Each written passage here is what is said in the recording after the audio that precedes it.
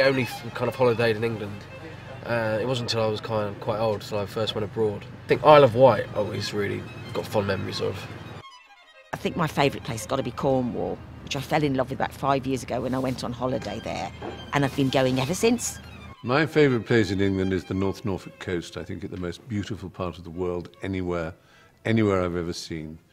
A long time in Scotland. We used to film a lot here for Harry Potter, on various different mountains and different lochs. So it's yeah, I've always had quite a special fondness for the place. I love Bath. It's one of my favourite places in England. Also Devon. We had a lot of family holidays in Devon. I used to come here as a child. My whole family did, and we had friends who lived there, and it was just so different from my hometown, you know, which was obviously red brick and very urban, and it was just wonderful golden, the architecture and the wonderful golden stone, just beautiful.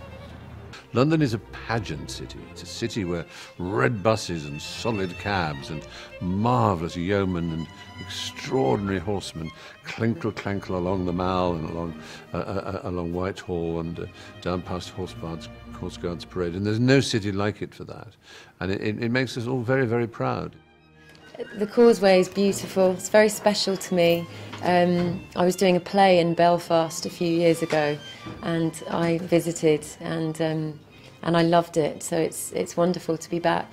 I come to Wales quite a lot. I find myself here quite regularly because my brother does a lot of rally driving, so that takes me to a lot of kind of forest, mountains, and Cardiff I really like. I go there quite a lot. I play golf at Celtic Manor. Which is really cool, yeah.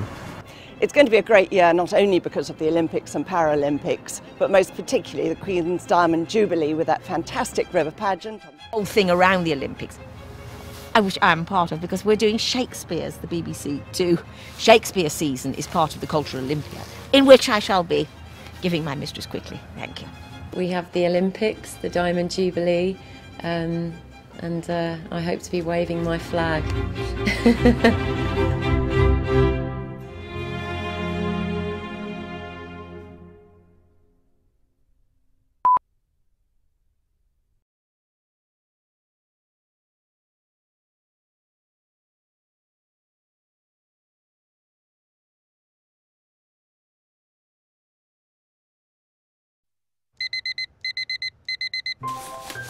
Where are the passports?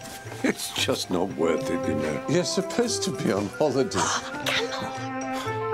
Why on earth would anyone want to go abroad in 2012? I mean, there are so many events all around the country, like the Queen's Diamond Jubilee. Green and Pleasant Land sums it up pretty well, I think. Because Wordsworth didn't wander into the nearest taverna. No, he wandered lonely as a cloud, right here, in the lakes. Excuse me. No, this is the Tate Liverpool. There is no Tate Algarve, I'm afraid.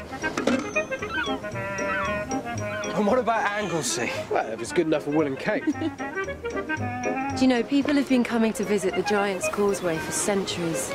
Hardly surprising, really, as you won't find rocks like these on a beach in the Med. Who'd bother crossing the channel when you can come here? Lockall.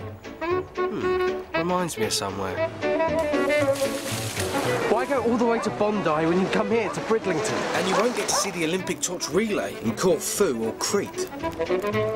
No passports. No jabs. No visas. No euros. No wonder holidays at home are so great. And there's 20.12% off and thousands of other great value offers if you book by September the 9th.